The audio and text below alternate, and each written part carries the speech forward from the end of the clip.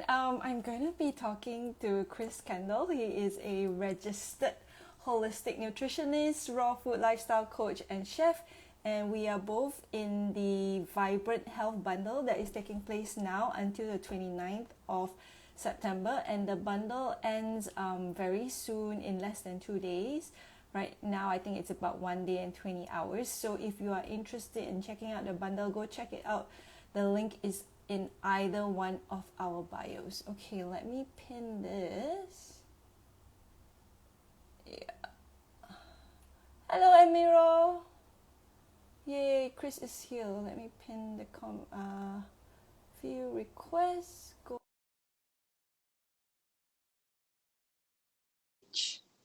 And we're talking about raw chef secrets. So that will be interesting.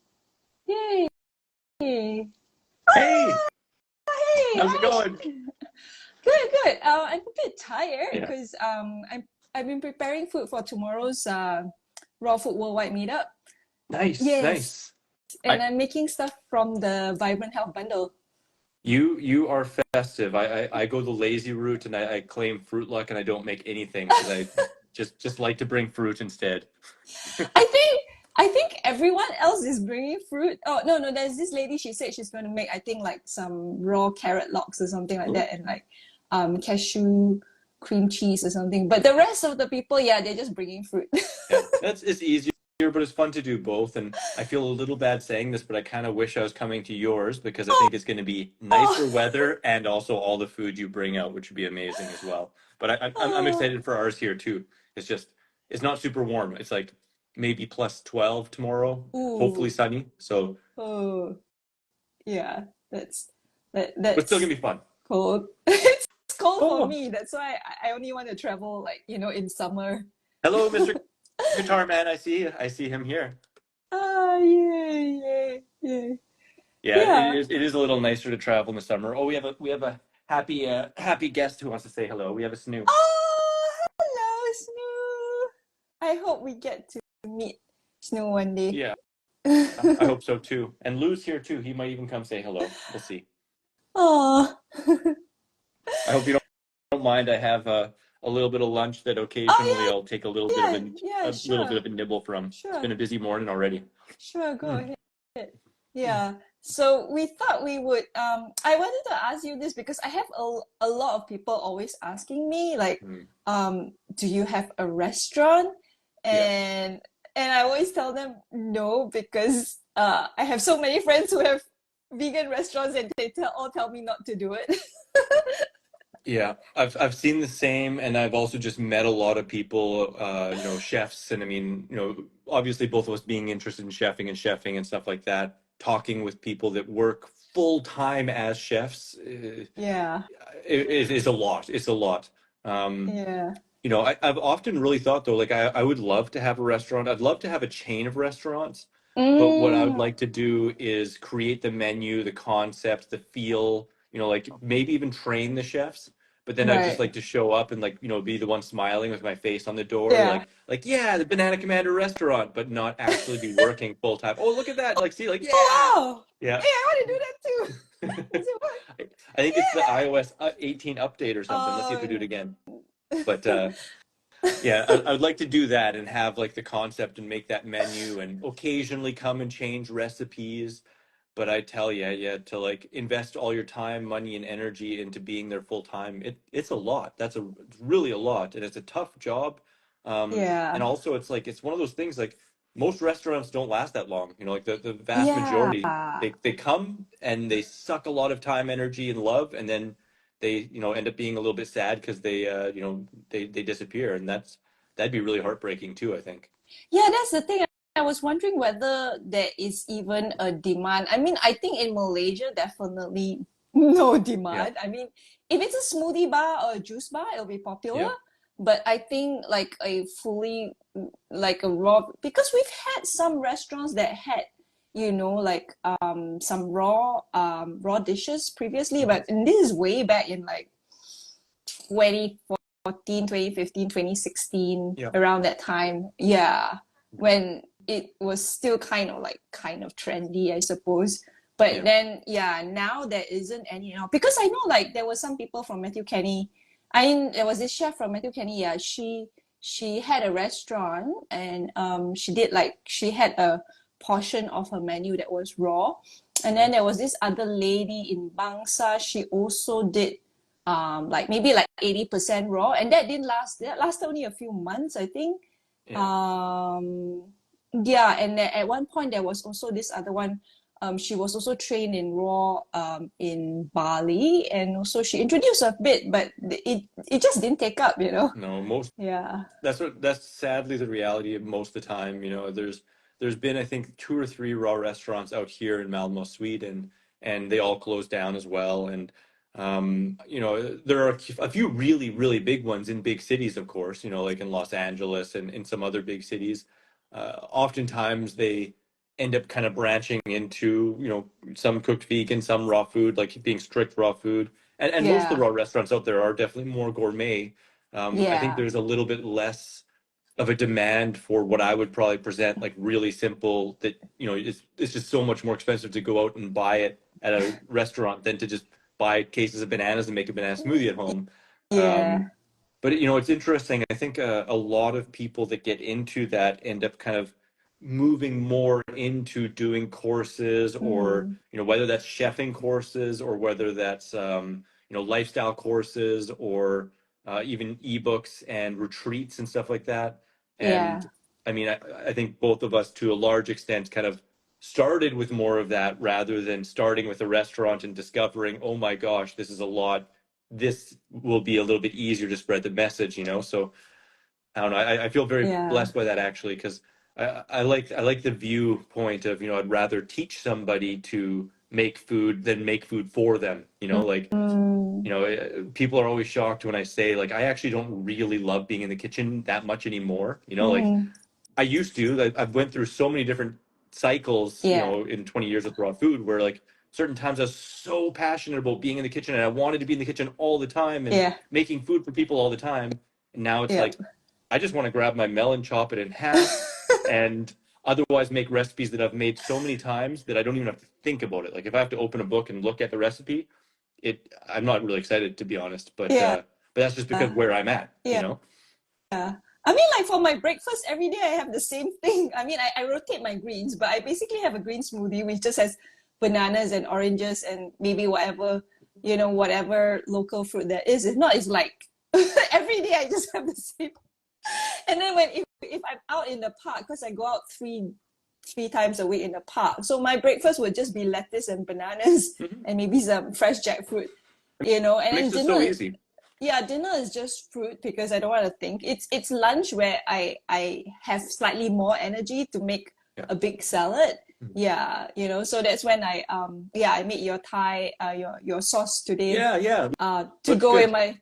my big salad. Yeah, so that went very well with the salad. So Was it tasty? yeah, Was it good? it was. Yeah. But I mean, to be honest, I always make Lisa salads, and she Yeah. always has some miso in it. Oh, yes. So I'm so used to that Yeah. salty taste. And because I'm not salt Yeah. free, well, but I thought about it. I'm like, actually, for breakfast and dinner, I am salt free because breakfast is just my Yeah. smoothies. I don't use any salt. Dinner is Yeah. all fruit, so there's no salt. But I guess for lunch, I want something savory. Yeah. Yeah, Yeah. Yeah. yeah, I mean, it's definitely what you're used to, right? It's kind of interesting because for me, I almost can't imagine having savory for lunch. Like, but for 25 years, I've eaten fruit for breakfast and lunch, most of the 25 years. And so like I'm always like sweet breakfast, lunch, and then savory dinner. And when I've yeah. seen people like eat like a breakfast salad, like my mind is blown. Like I can't even imagine it. Like it's really funny, but that's what we're used to. And I, I definitely make a point of being salt free, not in a like a judgmental way in any way. It's just that's what I'm used to. That's what I present. So all of my Uh, recipes, if you're used to salt, they're not going to be quite as like pow, right? So, yeah, but it's good to fine tune. I think that's one of the things that is, I think, important to showcase with this bundle as well, is a diverse style of recipes. There's a lot of different things, and to me, recipes are guidelines. Like I very rarely make a recipe like to the T yeah, exactly, unless there's a purpose for that, or I'm just really like reviewing and want to make it exactly as they make it. But in yeah, general, I just see recipes as like a guideline based on somebody else's palate. You know, you try it out and then you fine tune it to your palate so that you Yes. enjoy it as much as you possibly can. And I think Yeah. that's great to do, Yeah. you know? Yeah, actually, sometimes I feel bad though because I'm like trying out recipes from a bundle. I don't want to like change people's recipes, but I always go like, oh, what if I add this? Ooh, what if I add that? Yeah. So I added It's some fun. miso later. I'm like, maybe you need some miso. I'm happy you did because I wouldn't want you to make it and go, oh, like I'm not really enjoying this, you know? And I mean, and it is also subjective, right? Because like I said, Yeah. like if you're used to that, then you're gonna want that for sure, right? Yeah. So, and like some people they like spice, you know, like hot flavors, and some people Mm. don't, and you know, some people like things more sour. It's interesting because I've known some chefs that they put lemon in everything, and like everything to me tastes sour that they make, you know, and like. I actually, I'm not even kidding. It's kind of crazy, but I think my first like 10 years with raw food, I didn't even use a lemon. Like I was never attracted to lemon. Even in my savory recipes, I just didn't want that flavor. And Uh, I really preferred sweet. And I mean, now I do use yeah. lemon and lime occasionally, especially like certain dishes, you know, if you're making a hummus or you're making like guacamole, it's kind of weird without some lemon or lime in there. Yeah. But everyone has their different tastes, and it's fun, I think, to try on different people's palates and see like, oh, like this is a little different because sometimes we get so used to our own flavors that it just becomes like Mm. the norm, and then Yeah. having someone else's palate is like, wow, like that's I've never tried that spice or I've never had it with this, you Mm. know, and you might Yeah. find new favorites. But sometimes we Yeah. like what we like, you Yeah. know, and we just enjoy what we like, and I think that's great. Like I like spice and I like a lot of curry. Um, Yeah. and I generally like things really sweet. So, but you know, it's fun to try all those different things on. I like how you use tamarind in that recipe because I was Oh, like I don't see many of the raw the Western raw chefs using tamarind. So I was like, oh mm, great, I can mm. finally use my tamarind. Well, it's so fun, and you know how I often like to use the tamarind. A little trick I have, and this is a little chef secret, because so often it has the little seeds in it, right? And Mm, they're pretty hard to use. And so usually what I'll do is like I'll make my sauce and I'll make it, you know, like before adding the ingredients that would thicken it, you know, because like you know, sun-dried tomatoes or dates or seeds, they're gonna thicken the sauce quite a bit, right? yep. So especially if I'm making, say, coconut milk based sauce, I'll make the coconut milk and have it very liquidy, and then Mm, I'll put the tamarind in a nut milk bag, and then mm. put the nut milk bag in the coconut milk and just massage the coconut bit the nut milk bag, and then the tamarind just goes right through the nut milk bag into the sauce, but all the seeds stay in the nut milk bag. So it's like really Ah, easy to get all of the tamarind pulp out of the, you know, separated from the seeds, because right, otherwise right. it can be pretty tough Yeah. sometimes, and it sucks when you get one seed in the blender, you know, the same as like a date pit. Oh, that's it's not very fun. Yeah. What I do is what we traditionally do here in Asia. We basically soak the tamarind pods in a bowl Mhm. in water, and then after that we use, I mean, it's the same concept. We use a strainer, Yeah. and we kind of take the tamarind and kind of rub it, Yeah, yeah, so then you get the pulp and all that, and then the seeds all remain here. yeah, So that's what I did, which is the same concept as using the nut milk bag, except you know absolutely. what, the only thing about using a nut milk bag is that I hate washing nut milk bags. Yeah, yeah, no, me too, me too. I don't use them that often, and it's kind of the same as a juicer. Although I guess the new Nama 2 juicer looks pretty good. That'd probably be the easiest, but I almost never use a juicer or nut milk bag for exactly that reason, Yeah, you know. And yeah, yeah. That's the same reason why I don't juice. It's not so much of I don't believe in juicing. mm, It's like I don't want to wash a juicer. no, exactly. Exactly. You know, it's funny, and there's one thing when you're making your recipe that was when you were making my recipe that I was like, oh no, like I was worried it wasn't going to turn out well because I have a, you know, everyone has different ways of doing things, right? Yeah. And I was happy though when I watched the whole thing. I was like, oh good, it didn't matter, you know, because it worked out really Oh, good.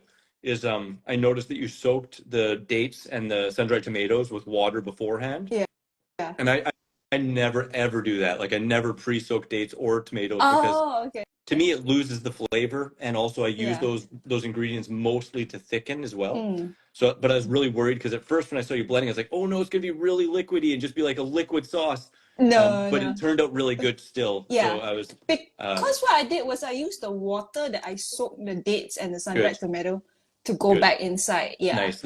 Yeah. That's good because I've sometimes seen like in one of like it was really funny because also when you first started reading it and you said water, I hadn't looked at the recipe for a little bit and I was like, oh no, like did I put water in the recipe? Because Yeah. I usually don't actually use water in recipes. Yeah, you I don't. I usually don't notice you usually don't. because I feel like it Yes. just waters down recipes.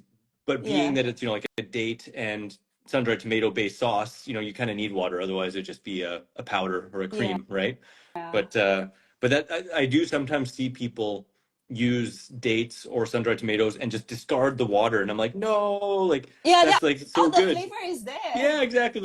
The Yeah. flavor's there, but I think the reason why I soaked it was because I don't have okay, I used to have a vacuum blender, but after like under a year it just broke down. And I uh, heard that happens quite a bit with vacuum blenders. it So does. so the Vitamix, this one, yeah, I didn't get the BioChef that everyone was getting. So Mhm. anyway, this one, and I find like if I blend too long, Mhm. I actually start getting bloated and I start Oh, burping. Even with my dressings, I'm quite sensitive to that. yeah, So I didn't want to blend it too long so that it was smooth, but I still wanted it to be able to blend, smooth. which That is makes why sense. which is that was the reason why I soaked the dates and I Yeah, soaked the sun-dried tomato. Because I found like especially if I don't soak the sun-dried tomatoes, it yeah, it's it'll take chunky. a lot much longer time. Yeah, Yeah, and it'll be and chunky I and mean all some that. So sauces, maybe a salsa, that's nice to have chunky, but a pad thai sauce with chunky tomatoes doesn't sound very super nice or authentic anyway.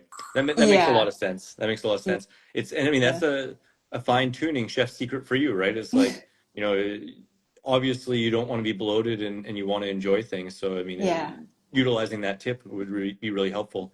And yeah. yeah, vacuum blending is pretty wild how much of a difference it makes, but it is a pity that a lot of the vacuum blenders do break down, and it's Mm. more of a pity too that BioChef isn't around anymore. They're not selling that pump. I luckily have two of the pumps. One of them is a little bit on the fritz though, so it's kind of like the backup. But yeah, I love utilizing vacuum blending, and I'm amazed that it's not more common. Like I've been in contact with Vitamix because I'm an affiliate for them, and like I've like Mm. not been rude, but I've been very direct, like being like, it's amazing to me that you guys aren't like developing this. Like it Mm. makes a big difference, like it really Yeah. makes a big difference, and they downplay it and don't think it does, and they say maybe they'll consider it at some point. But I do understand because you know they're known for having a really robust, really good quality warranty, Yeah. and it is a reality that it's another part that could go wrong and that could Mm. hinder their reputation. So I totally understand, but Yeah. um but it is a good Yeah. hack to use the BioChef or other vacuums to turn the Vitamix into a good vacuum blender. Yeah. Let me just read some comments. I Oh, think yes. Watermelon and Lime said, I will move to a small town where they have a cafe with vegan and even raw vegan options. Lucky me. Yeah, Yay! Yay! Yay that's for awesome. Watermelon and Lime. And then I think she said, there's this great guy on YouTube called PB with J. He makes cookbook reviews and a lot of times he changed the recipe to more whole food plant-based. Oh yeah, I think I have seen him making stuff. I think I seen him Hello. with Kathy Hester. Oh hi. I mean, that makes a lot I think of sense too. Like especially if your audience is more plant-based or vegan, and if you're a vegan to like change meat recipes to vegan, I think that's amazing. That's awesome. I think he's changing what I don't know. Oh okay, changes okay. I thought he was just doing cookbook reviews on like vegan and then changing it to whole food plant-based, but this looks like I don't know. Mm. Yeah. But yeah, so I know you a lot of people have actually told me like, oh, Chris was the chef for this retreat and for this Mm. retreat and all that. So Yeah. maybe I haven't done any retreat work yet. Oh. I have been asked to, but the timing has always not been right. But I have done pop-up dinners and I've done like I have had pop-up stalls at like vegan was it vegan market? No, it was like those small little bazaars and markets Mhm. as well, that Yeah. kind of thing, private dining. But I haven't. Yeah, yeah. So I was actually quite curious about your you doing chefing for retreats. How was your Mhm. experience? What does it entail? I know, like, even for my pop-up dinners is actually very stressful, but Yeah, uh, yeah, yeah, but I do enjoy feeding people. But trying to absolutely. get people in is hard. You know, deciding the menu is hard. Can Everything else is be. difficult. Only on It the really day can be. itself, when you I feed people, that's the fun I part. remember I remember Dr. Graham once saying that he doesn't like writing books, but he loves signing them. And it's kind of the same thing. It's like, but I feel incredibly, incredibly blessed by the opportunities I've been given. Like, you know, the 2011 Woodstock Fruit Festival was my first first big chefing kind of event, Mm-hmm. and that was the first Woodstock ever. Oh. And I mean, I was invited to chef, like be the head chef, to be a speaker and to be a yoga teacher. And I'd never done any of those Whoa! on a major stage before.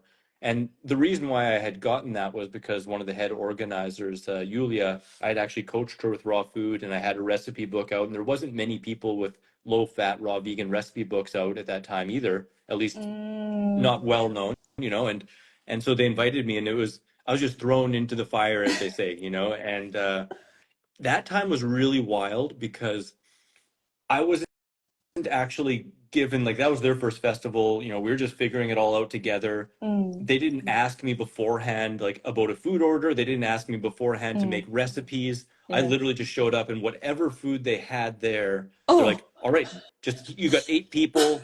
Here's a kitchen. There's all the food. Just make things, and like, and so we did. And I didn't have a recipe book with me or anything. Like, I just had, It's like, like recipes in my mind. I just I, looked like, okay, 3 of you make noodles out of that. Like, 3 of you make this sauce, like, and then I oversaw everything and fine tuned with another person, and it worked. We did it.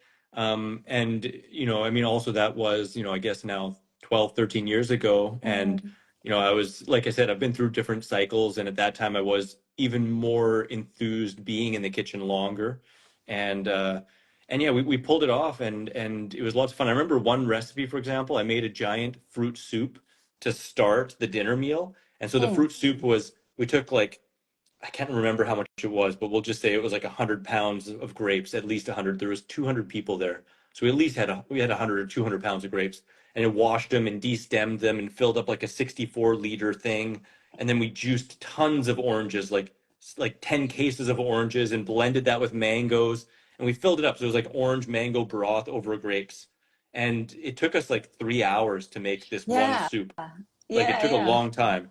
And I remember we brought it out, and I was so proud. I was like, "Here's the fruit soup," and I'm not even exaggerating. Like, I like, we put it out on the table, like everyone was ready and going for it, and I was like, "Whew," like yeah, like, enjoy it. I turned around and I walked to the kitchen and I started to clean something, and it was less than a minute later. They're like, "Where's the next fruit soup?" Like, it was gone, and they wanted more, and I was just like, "Oh my gosh!" Like, unreal, but that was the start of my, like, major chefing. And I was invited back to chef at Woodstock, and out of the, I think And they've you done said 12 yes.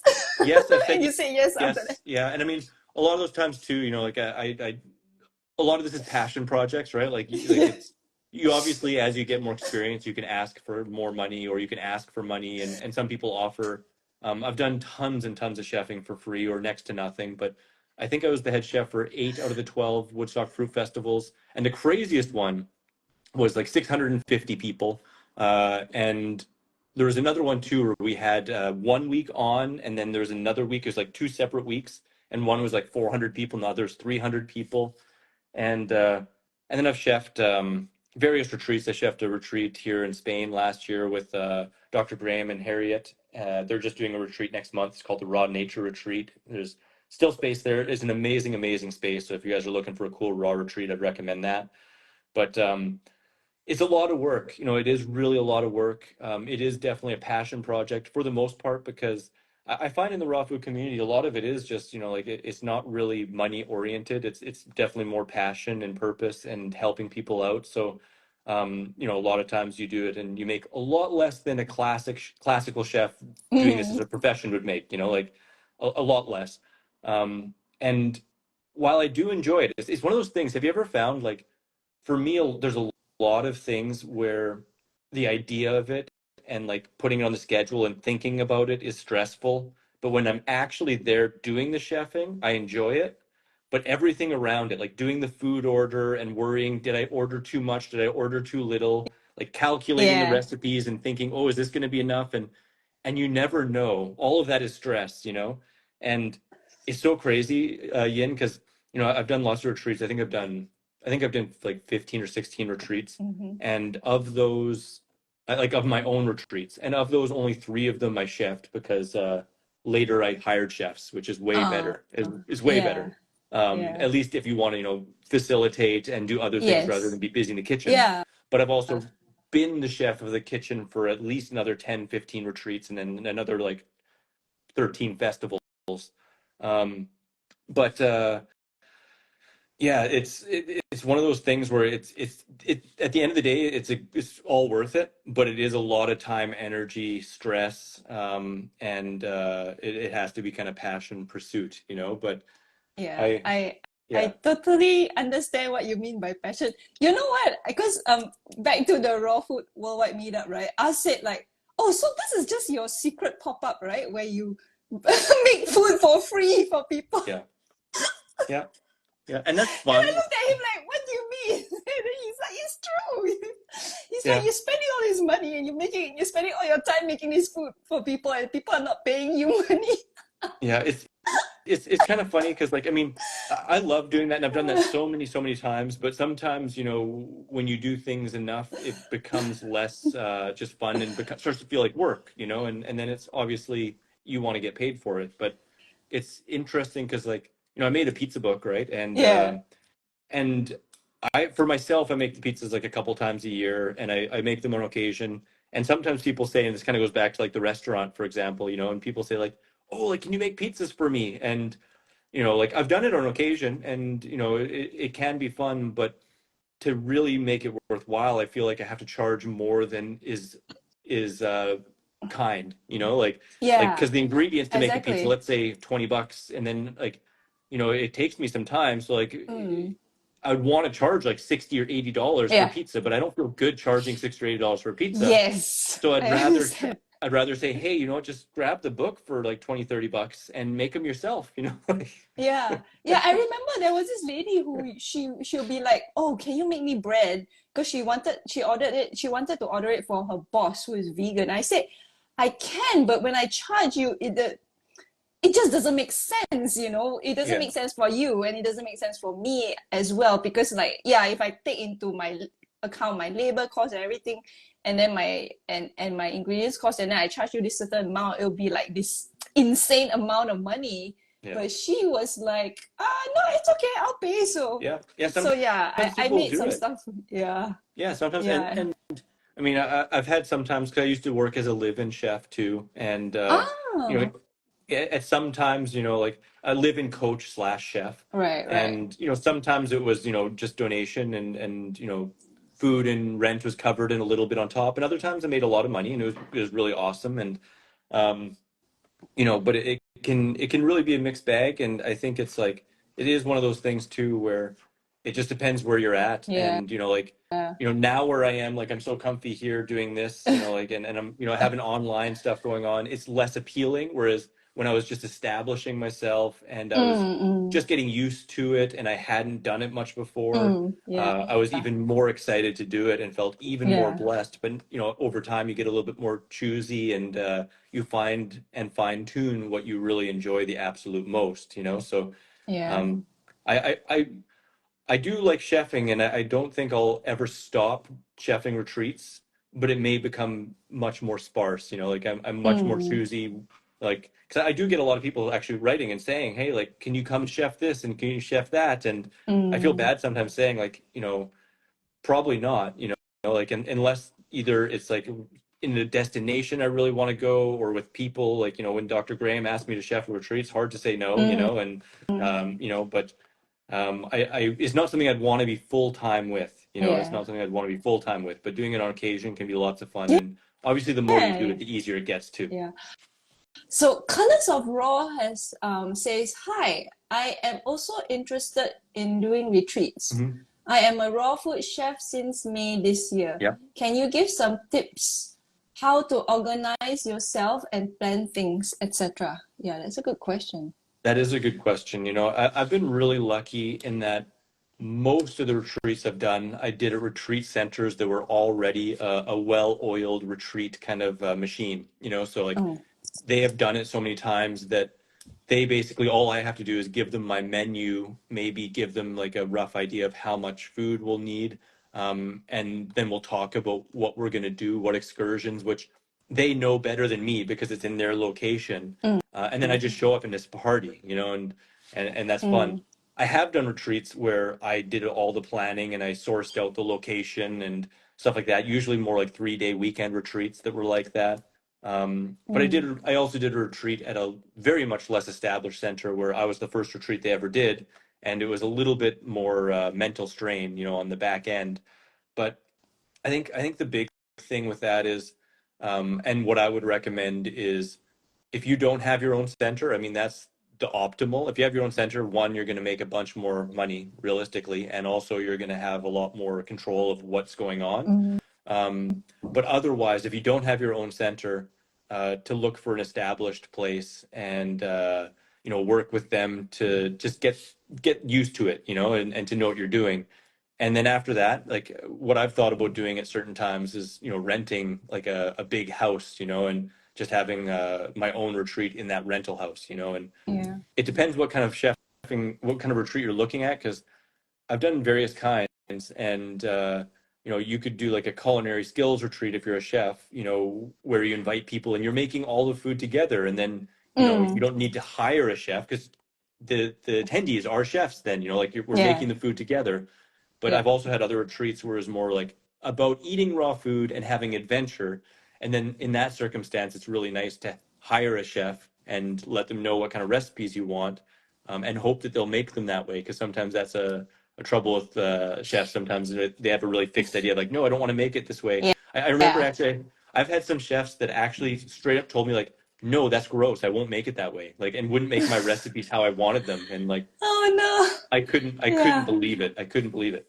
But yeah, it's just one of those things that's like ready, go, set. It's like prepare, try and have a nice menu, and ideally have some kind of a relationship with the owner of the place and talk about all the details of picking up people, meeting people, the excursions, all that stuff, and prepare as much as you can before. But then when you get there, just enjoy it as much as you can and float with what happens, because usually things don't go exactly as planned. They never do. But I think the other thing was because like I remember there was one time I was supposed to do a demo in this university, um, like 2 hours north from where I live, and yeah, 2 hours drive. And then they were like, "Oh, we have like our world-class kitchen here and all that." But obviously they don't know anything about raw food. I'm like, Mm. "Do you have dehydrator? Yeah. No. Do you have a spiralizers? No. Do Hmm. you have a blender and a food processor and they don't know what's the difference, so It's it's crazy. Like that. Speaking of stuff like that, the first Woodstock Fruit Festival, and I love Woodstock. That's the one. It's amazing. That we're talking 2011 again, the first festival. I don't think they were really prepared. Uh, no one was really. Went amazing, but it was just amazing because it was a teeny kitchen, like a tiny kitchen with one regular refrigerator, like a regular house refrigerator, and we had food for 200 people. And there was no fruit storage either. There wasn't even like a cold cellar. So like, I mean, imagine having, like 20 cases of lettuce and 20 cases of zucchini and nowhere to store them and no refrigeration for a full week. And like, so we just had cases of food lining the inside of the main building, just along the walls, and like, I tell you, the worst smell in the world is a full case of rotten zucchini. It is oh really no. rotten squashes, like zucchini or I mean melons. They're in the same family. I mean, I can't say for sure, but it smells like what you'd think dead bodies smell like. It's like Oh one of the no. worst smells Oh, ever. oh dear. So it came down to just trying to use things that were going to go bad as fast as possible, and then stuff that was going to stay longer, keeping it closer to the end. And yeah, but the other thing that is really tough with raw food is you really never know how much people are going to eat. Yeah, I Like was gonna ask you that how do you decide your portions, because you make like it's like buffet style, right? Whereas when I do my Yeah, pop-up dinners, it's plated, so I yeah, know exactly how much to give each person because there's already a portion, yeah. yeah, And portioned out. it depends, like so like because I've done some pop-up dinners, and that's actually, I think, as a chef, one of the better, in my mind, better ways to do it, or at least, oh, maybe I shouldn't say better, but it's a fun way to do it. Like, for example, I've done a pizza night where it's like pizza, salad, and yoga, and like if Mm, you do yoga and the pizza, well, then it's say like $30 a head, and if you just do the pizza, it's $20 a head or something, mm, right? mm, And then it's portion. It's like everyone gets two slices and mm, some salad on the side, yeah, and that way, like, you can actually make some decent cash, and it feels like it's really worth your while, yeah, if that's a factor, yeah, like, um, yeah. but when it's like a bigger thing, when it's like a festival, and we're talking, 30 to 650 people, Mm, you're just playing with averages, you're just playing with mm, averages. And so, like, and there has to be, to some degree, just the acceptance that, what, it's better to have a little bit too much than too little. So, like, I'll just take a basic average, like, because my meal size, my portion size is, I would usually say 2 to 3 times the average person that is a little newer to raw food, like, but the yes. people that have been doing raw food for a while, they may eat as much or two-thirds, Mm, like it's somewhere in that mm, window. So I usually just take kind of the average of that and multiply it, and then add a little bit of as a buffer zone. And it's kind of the same with retreats, because like most of my retreats, they range from like 6 to 18 people kind of thing.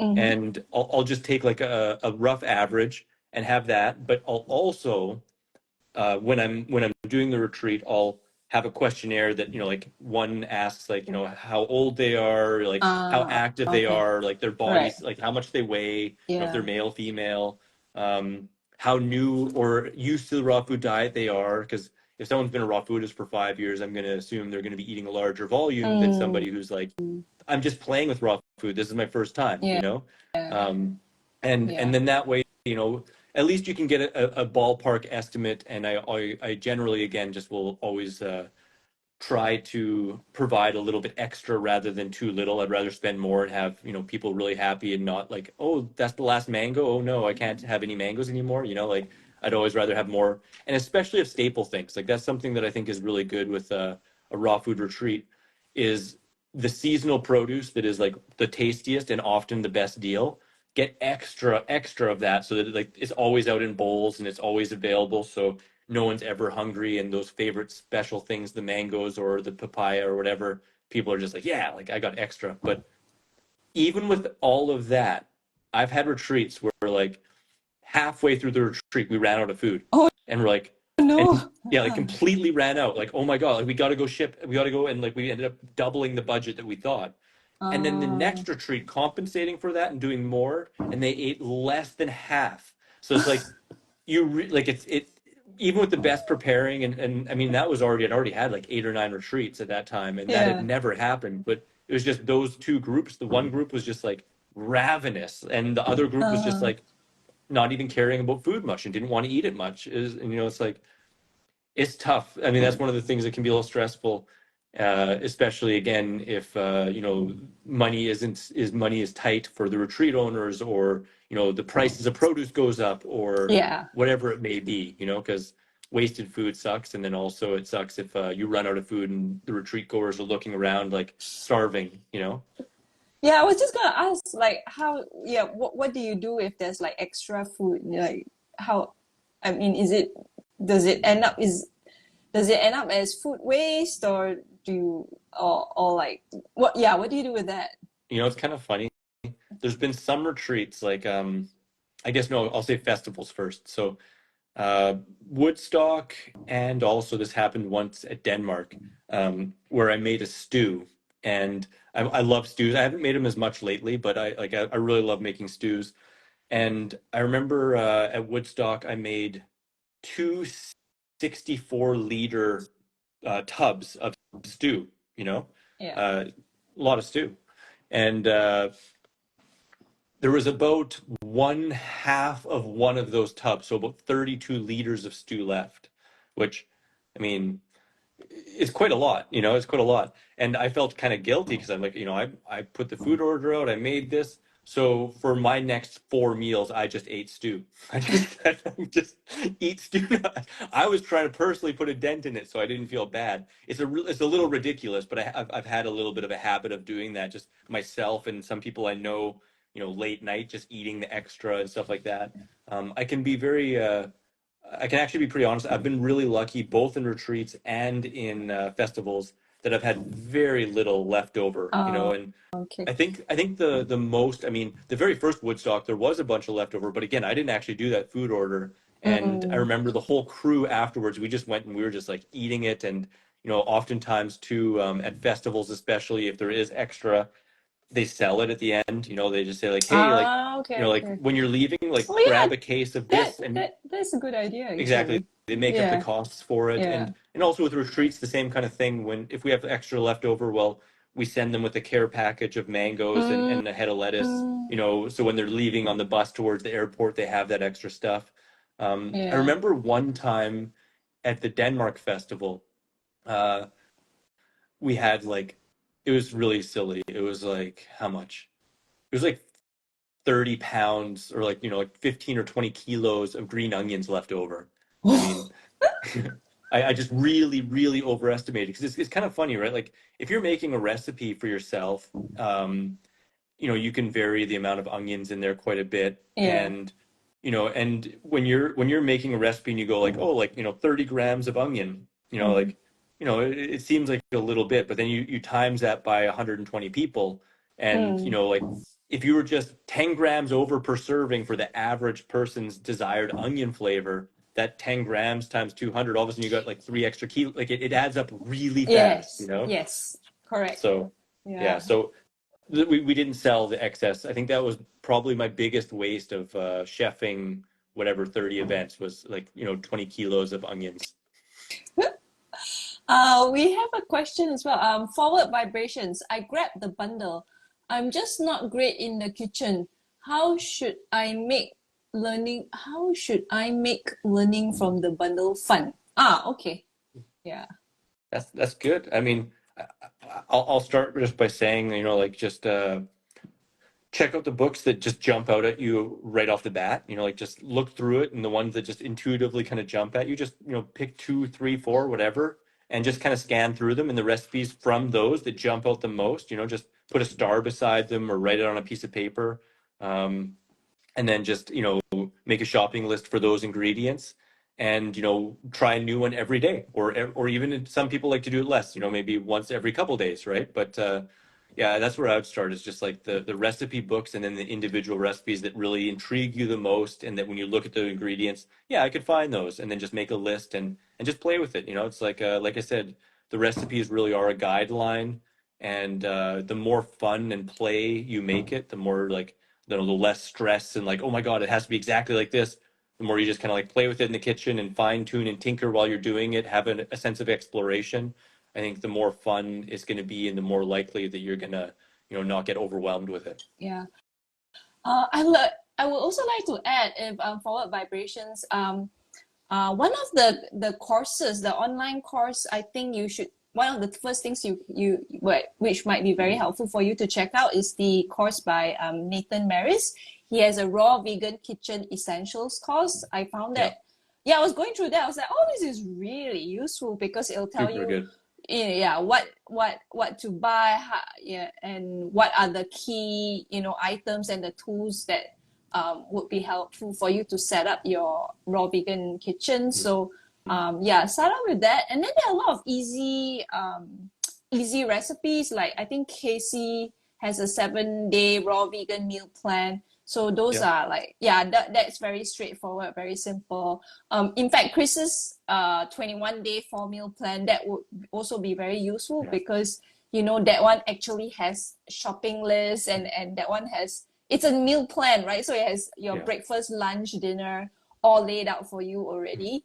Yeah, so you can follow that as well. And Chris, on days when I'm super busy, I like trying your recipes because a lot of them are very simple, Yeah. like 2, 3 ingredients. I'm like, yes, that's all I want to do right now, just 2, 3 ingredients. That's it. Yeah, me too. Yeah. Me too. Me too. No, I agree. And there is another one, even like, yeah, like I think it's called like Simple Raw Recipes, which is in there. And there's so many amazing courses in there, like Nate's sprouts, krauts, and microgreens. That's really awesome too, to like start growing your own stuff and playing around in the kitchen. But it's so much fun because like some people they really like to explore more diverse kind of flavors and Mm. there's so much in the bundle, right? So like you know Yeah, diverse flavors. That would be my Korean barbecue it's course. so fun. Like your recipes are so dang good in there. When I made it, the last Yeah, bundle that we had, and it yeah, was so dang delicious. That the rice just blew me away too. But like all the mushroom dishes and stuff are so dang good. But yeah. Yeah, so I hope that helps. Forward vibrations. And then under the starry skies also has a question, I think relating to the retreat stuff that you were talking about. It says, was the difference of quantities due to weather or other variations in where the retreat was held, or different varieties of food eaten? well, that actually brings up a good question. Because I mean, the quantities eaten more so is going to be determined by, the individuals, like their particulars, like how big they are, how active they are, Yeah. and then the retreat itself, how active it is, because like, a lot of the retreats I do are adventure retreats where we're Mm, hiking mountains and we're surfing and I usually actually start it off so that it's a little less in the first few days, and then as the week goes on and we're more and more active, the meals and the calories go up. And that actually kind of goes to something I didn't really mention. Like when I'm planning meals and planning menus, I'm ballparking by calories. I'm not ballparking by volume. I'm ballparking by calories, uh, understanding that the average guy is going to be around 3,000 calories and the average girl is going to be around 2,500. But again, mm, individualizing, basing it on the actual people coming, right? So like if I have 10 people and I look, oh, like six are women that are around this size and six are men that are active and around this size, well, then I know, okay, well, I'm ballparking around this. And then I look meal per meal and go, okay, well, if I have 10 people that, we'll just say, need, 2,700, 27,000 calories, I go, okay, well, 27,000 calories for lunch, like, you know, actually, that wouldn't be for lunch, that'd be for the whole day. But if we're saying for yeah. lunch, like, I'll ballpark the Unless calories they're and then all go, bodybuilders. yeah, exactly, just giant. But like, it sounds really complicated. Um, but luckily, what I've done, and with the help of Camilla, which has really helped a ton, because oh my gosh, I'll tell you, Ah, this is amazing. Is in the past, like I'd have a Google sheet, and I would make my menu, and I have most of the recipes are from my books. Like I have a book that was the second one I wrote called TRA Retreat Treats, I have and it's that like, book.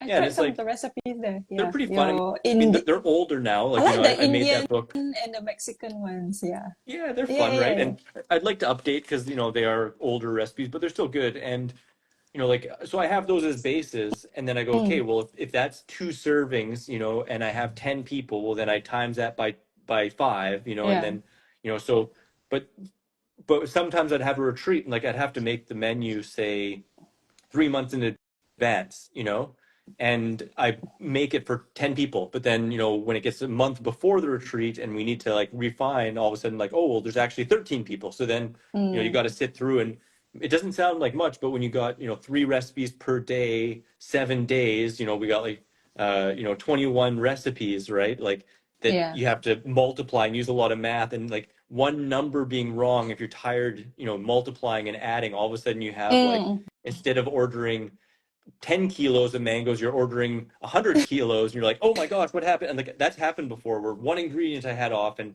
we ordered way too much of one ingredient, or we all of a sudden ordered very little of one ingredient because we missed 1 zero, and it's just like, oh no, the whole recipe is messed up, but luckily, what Camilla helped me out with was, we created like an Excel sheet where you can just change the number of people and it automatically changes the amounts of yeah. every single recipe, so that, if one person drops out, you're not all of a sudden needing to spend 10 hours on the computer doing a ton of math, so, Yeah. you know, Yeah. Yeah. that was Yeah. that's a chef's secret, but you got to know how to use Excel and and how to do those things. But once you've got I mean that's I think that's a big chef secret actually, and I mean it kind of shows that I'm not looking to do like as many chefing retreats as humanly possible because I want to see other chefs do this and create amazing retreats and help people out. But like once you got your recipes, like if you not only for retreats but just for yourself, if you put them in Excel documents and you know how to do that, well, each recipe you can have scalable super easy, and Yeah. that's something super fun I'm excited about, which I'm just going to quickly say because it came to my mind, is I have a site update coming fairly soon that I've been working on for over 3 years, and it's been a lot of headaches. It's crazy, tech and help but anyways, all of my recipes from all of my books will soon be scalable very instantly and easily on the website, and you'll be able to make meal plans directly from my website. Just this recipe, this recipe, this recipe, boom it over into a shopping list, boom it over into a meal plan, scale recipes if you have people coming Okay. over, so you can just be like, oh, this night I'm gonna have 4 people, boop, boop, boop, boop, and just like instantly make it happen. So I mean, people will be able to use my website actually to chef retreats if they want, and make it actually more easily customizable. So that's an exciting update for my site. I'm so excited for. Cool, nice. Yeah. How many people do you have helping you at the retreats in the kitchen usually?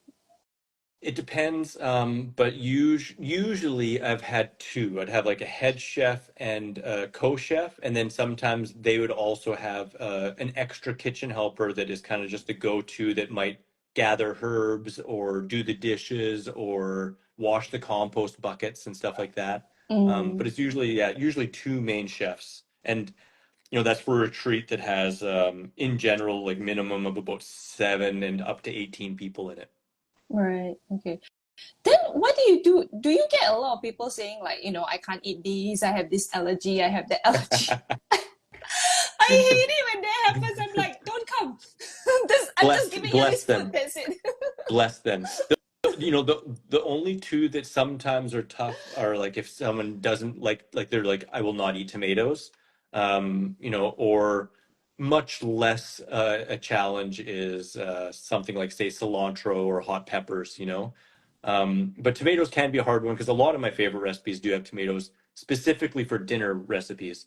But at the same time, like it's kind of part of that onboarding process where like I have people fill out a form that says like, do you have any special considerations? Do you have any allergies? And know that is far ahead up front. And then I just talk to the chefs. And so like when people don't like tomatoes, well, we make a creamy sauce instead for them. And if people don't like cilantro, well, there's been some retreats where no one had any issue with cilantro, so then we don't think about it and we just put it in. But otherwise, whether it's hot peppers, whether it's onions, garlic, cilantro, um, we just get the chefs to make the base version of the sauce, put a little bit aside, and then the rest make with the other stuff that the rest of the people are okay with. And it's pretty common for me, like, because I love hot sauces. I don't shy away from, say, like curry powders or while it's not a part of my everyday diet, I will use garlic or onions. And I've had periods of time where I didn't do any, like 5 years, zero garlic or onions at all, or hot peppers. Ah, So I really okay. appreciate when people don't want those things. Like I know the value of that, and I've done it, and I have periods of time where I don't do it still. Um, but I like to then have like side sauces, or like the base sauce again is simpler, hygienic, or very mild, maybe some ginger in it. And then I have like 2 or 3 extra sauces on the side because it's kind of hard to have too much sauce. Like some people like a little, some people like to drown their stuff in sauce, but I'll Mm. often have like 2 or 3 side sauces that range from like mild to hot to stupid hot. Like I sometimes have one that I literally label on it stupid hot. That for some people, 1 tablespoon, just like their whole dish is like, oh my God. And Yeah, other yeah. people, they're like, oh my God, I just want to drink this. And they're drinking it, and like, so that makes that a lot easier. It's just like making sure you know in advance and then having kind of the side sauces and the base being simple. Yeah, because I always get the no onion, no garlic, no Yeah. aliens people over here because a lot of them are, because we have a huge Buddhist population Yeah. here, so a lot of them don't eat. And I'll be like, I mean, there was one point in time I actually took out, yeah, I didn't use any onion, garlic in any of my dishes. But then again, after that, I was like, I want to get that flavor. And Yeah, yeah. you know, let's say I make Korean barbecue, right? Korean food always has garlic. They have Oh, a for lot of sure. garlic. So I'm If you like, want it authentic, it's hard to do yeah, without it, you know? you And know, and then something that I do that is I consider it a little bit of a chef trick is like if I'm doing garlic onion free, I'll add some arugula, which is usually tolerated by people that don't eat garlic or onion, but it offers mm, that kind of peppery flavor. So like a lot of my sauces, 'cause a bunch of my books are pure hygienic with no onions or garlic. My two mm, base books, my 101 frickin' rawsome recipes and my 50 more frickin' rawsome recipes are purely hygienic, well food combined, 1 to 5 ingredients, and those ones do utilize that, like I'll just put like a handful of arugula in a sauce, pulse it in, and yes, it, I've seen that in your recipes. Yes, and yeah, I've done that. I used that. I was like, oh, this is pretty nice. it Yeah, works good. I mean, you, yeah. you could do that. You could use, mustard greens if you want. And it's kind of funny because like I said, I've gone through periods where I ate that way and then periods where I Mm, used garlic and mm, onions, and I can mm. appreciate both. And at the same time, though, I can totally honestly say, like, when I've been eating more of them, if I'm making food without, sometimes I feel a little bad. I'm like, oh, it's like this isn't going to be that flavorful. But it's always important to recognize that to the people that are used to it without, it is flavorful. It's normal, It's like it's the same as Yeah, like when you mentioned when you made the Thai sauce yeah, and you felt like you wanted to have miso because you're used to the yeah. miso. And Yep, then yep, myself, because I don't ever use it, like yeah, I feel like it's good, right? yeah. So it's always individual and at retreats trying your best to meet everyone where they are. I think Mm, that's really good. I had one retreat where somebody said like their teeth are soft and they can't have anything that's crispy or dehydrated, and okay. so we really fine-tuned and made stuff for them. But then when pizza night came out, their teeth were strong enough to eat that pizza, and they ate a whole bunch of it. And I laughed and I thought it was awesome. I really really enjoyed that. But yeah, you just do your best and talk with people, and that's the main thing there.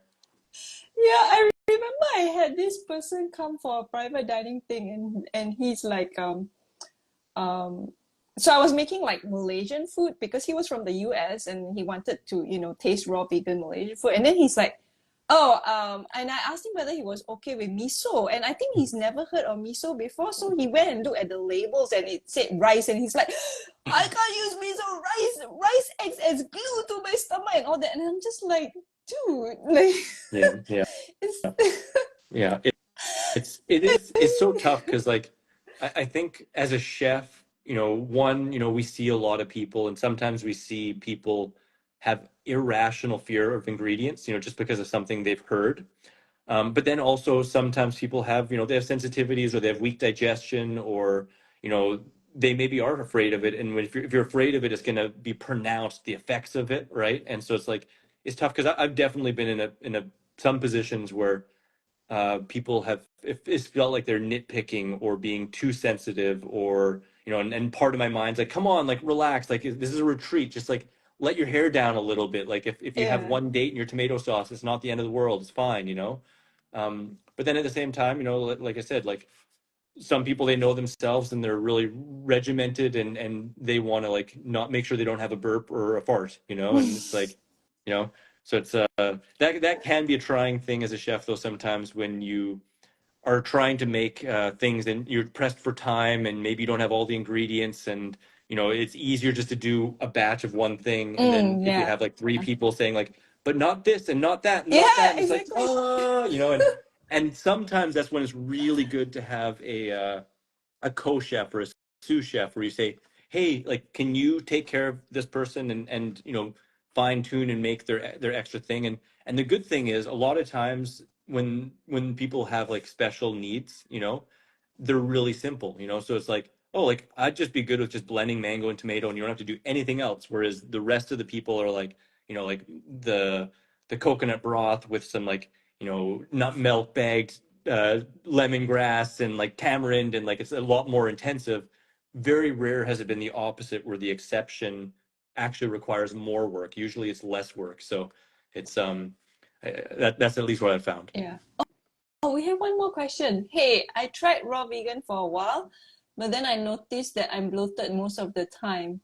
did further research and discovering as per Ayurveda and TCM recommend avoiding fully raw. Can you please elaborate? Oh, I get this about the TCM thing all the time. And I mean, I Yeah. just went to for my TCM treatment and my the practitioner was like, no cooling foods. And I'm like, okay, okay. Yeah. Yeah. That's an interesting one. I mean, I definitely could rub people the wrong way with some stuff, but you know, first off, what I'll say is, you know, like when we come into a completely new dietary regime and we try new things on, we're coming with the microbiome that we had beforehand. And, you know, if all of a sudden, like, you know, we're used to eating completely different stuff and we just start adding in tons of fruits and vegetables, it may be that we get gas or some bloat because we're not really giving our system time to adjust, you know, and having some transition, having some recognition of this, starting with lower amounts of certain foods, say greens or cruciferous vegetables or heartier vegetables, you know, really starting with small amounts, chewing incredibly well, considering aspects like food combining and stress. All of these things can really make that transition a heck of a lot more smooth.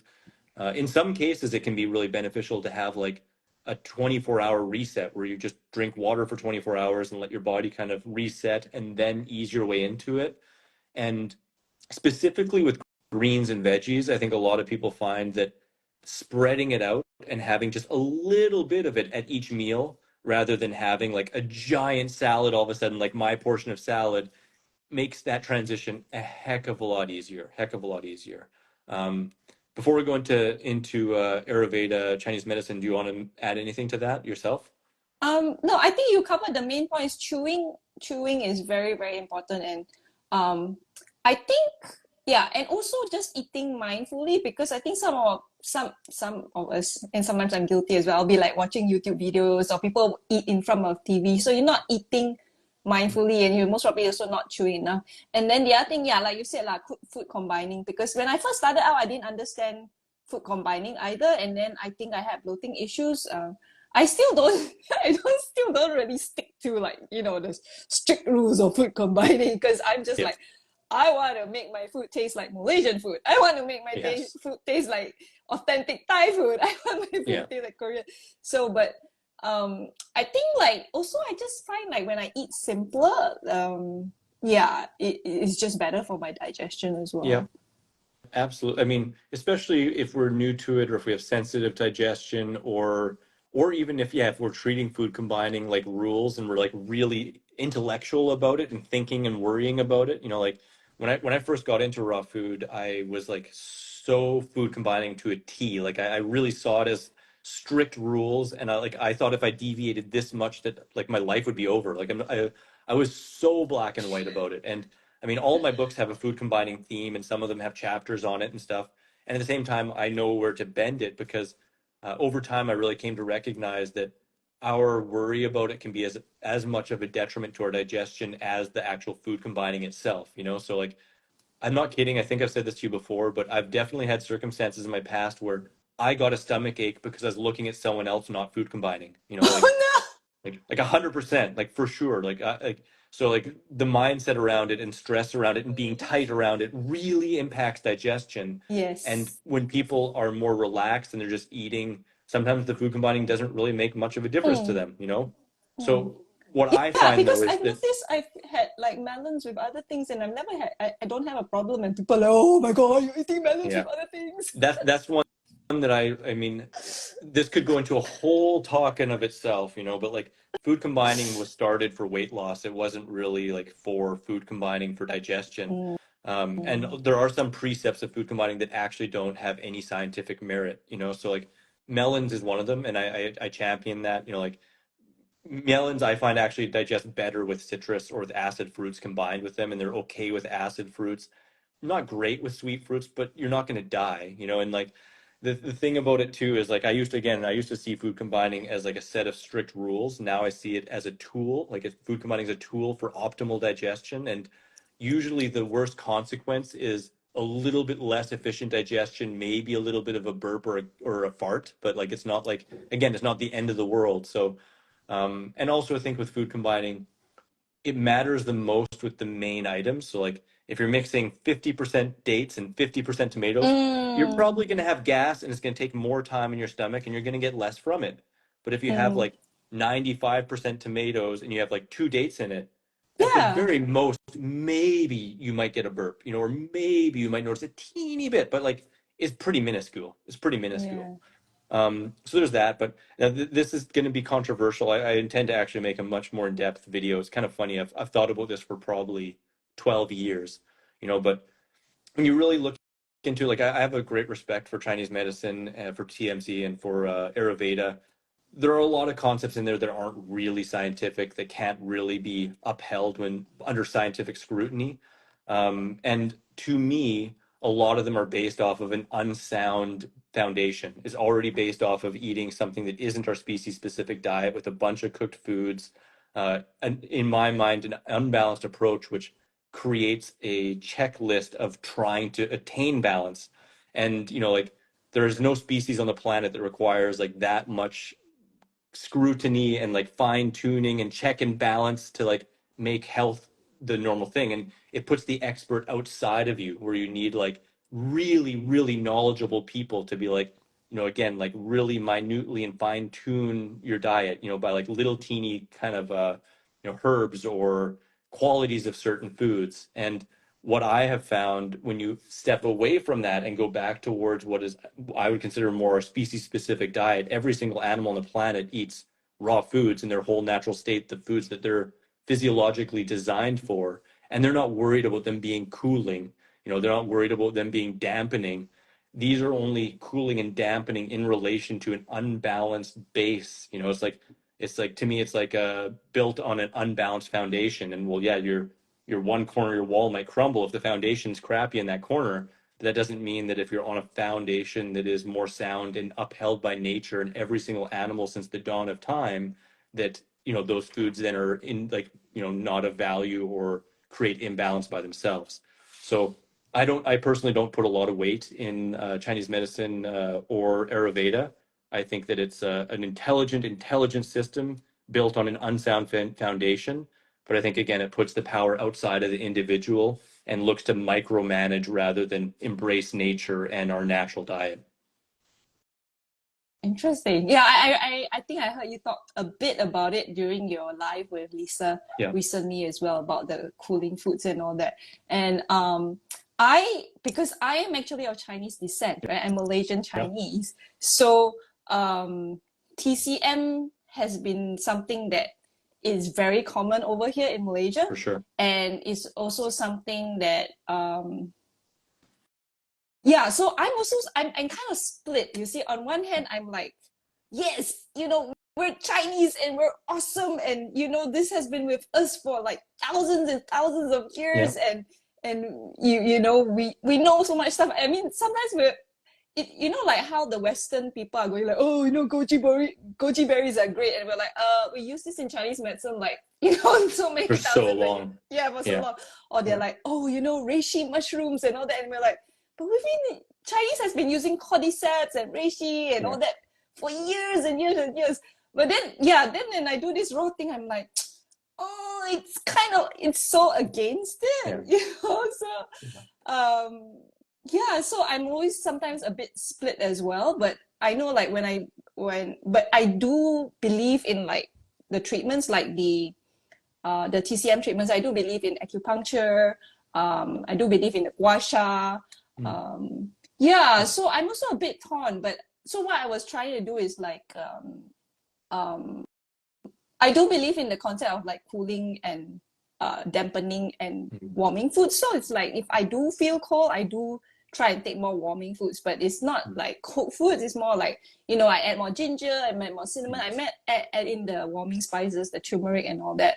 Yeah. Yeah, yeah. And I'm So definitely, and I want to put out there, I'm not trying to say that they don't have truth or value. I'm not yeah, throwing the baby out with the bathwater, yeah, but instead kind yeah. of offering a little bit of a different perspective that, Mm, again, that is a micromanaging point of view that was incredibly valuable, based on the situations and food availability and the refrigeration or lack thereof food preservation in the times that these were created. That these systems are incredibly intelligent and based off of lifetimes of knowledge and really fine tuning the properties and the reactions we get from all those foods. But I guess again, what I'm really trying to portray is that it's an in my mind, in and comparing to nature, an overcomplicated system of check and balance based on an instability framework, and that it isn't necessary. And again, I'm not saying that that those properties don't exist and they can't be utilized, that they can't have benefit in certain circumstances, but instead that the body is meant to be in natural balance and homeostasis, and the more naturally we eat, the closer to what our species specific diet is, the less those things become major impacts. Yeah. When people say we have doshas and this person is pitta and this person is that, to me Yeah. those are just spelling out imbalances that people have based on what their base is. And people still have tendencies, like some people still have maybe those slight tendencies, but I don't see those actually being major determining factors in completely changing somebody's diet, based Mm. on those tendencies. Instead, what I find is those tendencies become much less pronounced when we come again closer to what our natural diet would be. Um, and then again, that doesn't mean though, like, I mean, somebody may have a little bit more of a tendency towards, pitta, or towards, different kind of constitution. And yeah, you might even notice, well, that person does tend to just eat a little bit more of these foods or a little bit less of these foods. But I like to be mindful of that, but not necessarily micromanage it. Just instead kind of move with intuition and not try and force the body in a certain direction. Just move with what actually feels the best from within the framework of more of a natural approach, if that makes Yeah, sense. yeah, it does. That's why I feel my best when I'm raw. I'm not 100% raw. I'm Mhm. high raw.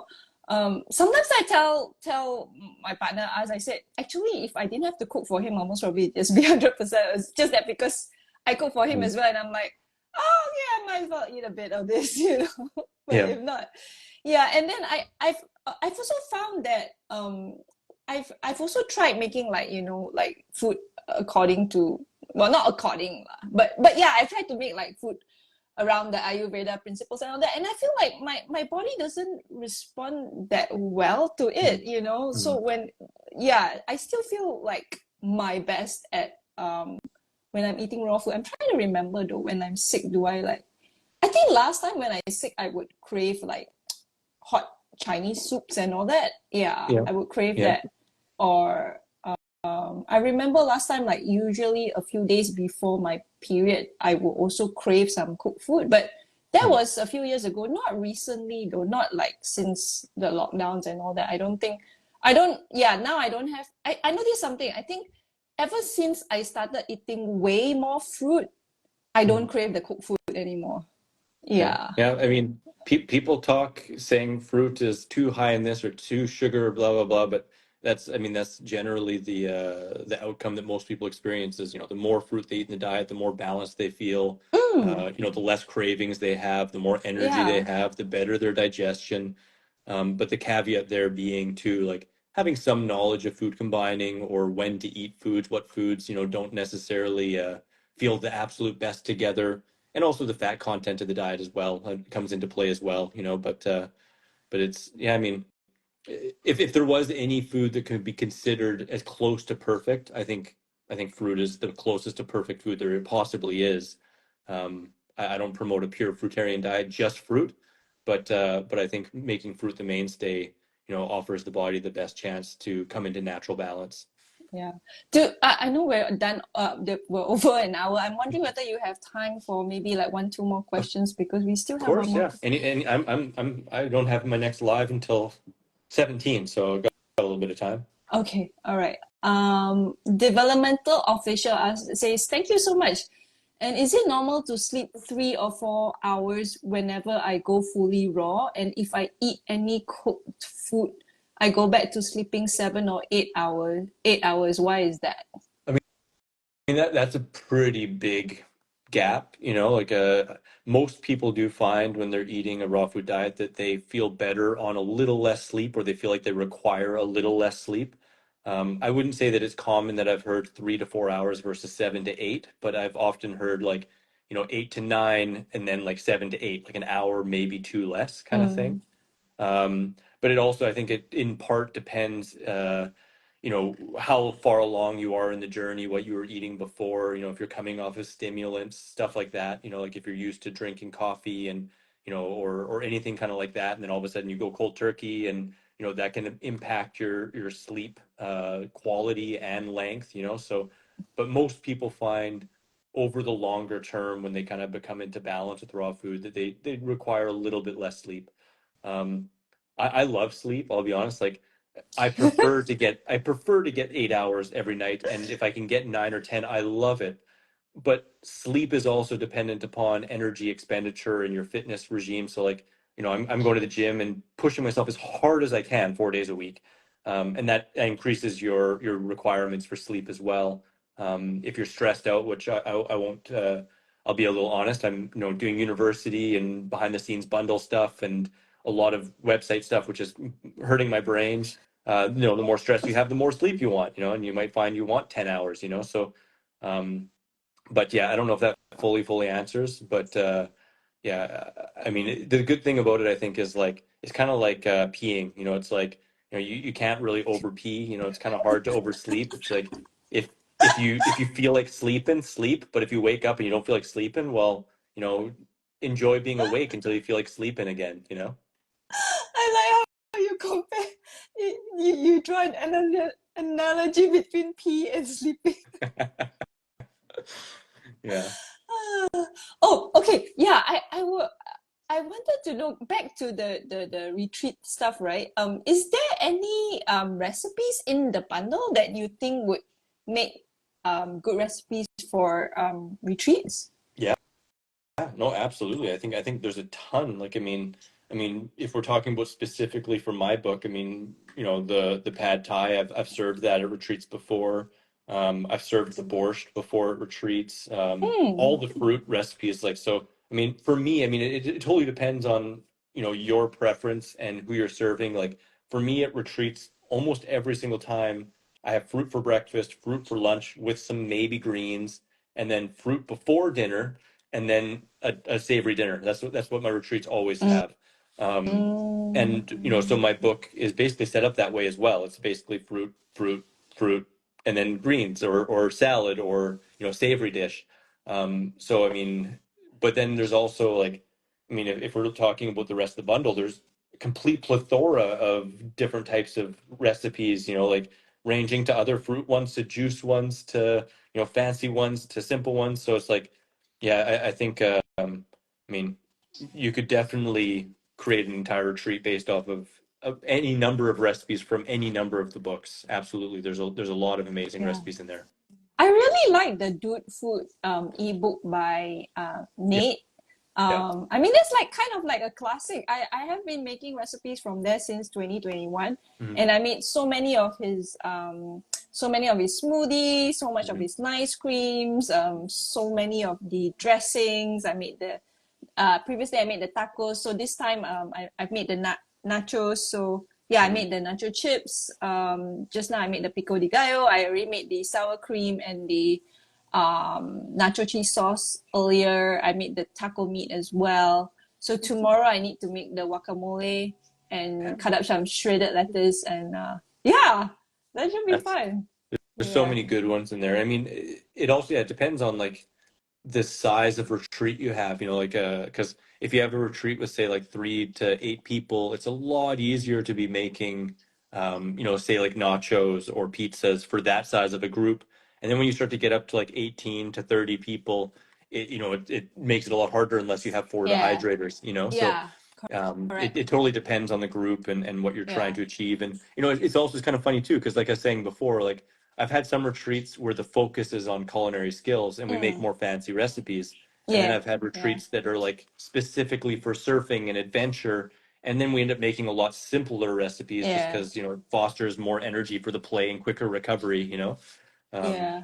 so, but yeah, the bundle is completely ridiculous. This is, highlight of the year, to have this many, amazing courses and books and people having, up to 6 books. Like Enzyme has all 6 of his books in there. It's great. It's wild, like, um, So it's I think it's an amazing opportunity to get some of the best raw food recipes from many, many people that have been, showcasing their stuff to the world for the last 5, 10, 15, 20 years. It's awesome.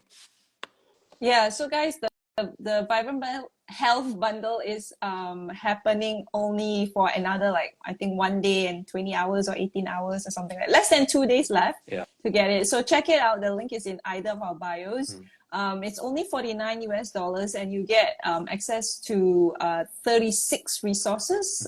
Some are courses, like mine is an online course, some are ebooks, some are meal plans, like Chris's meal plan.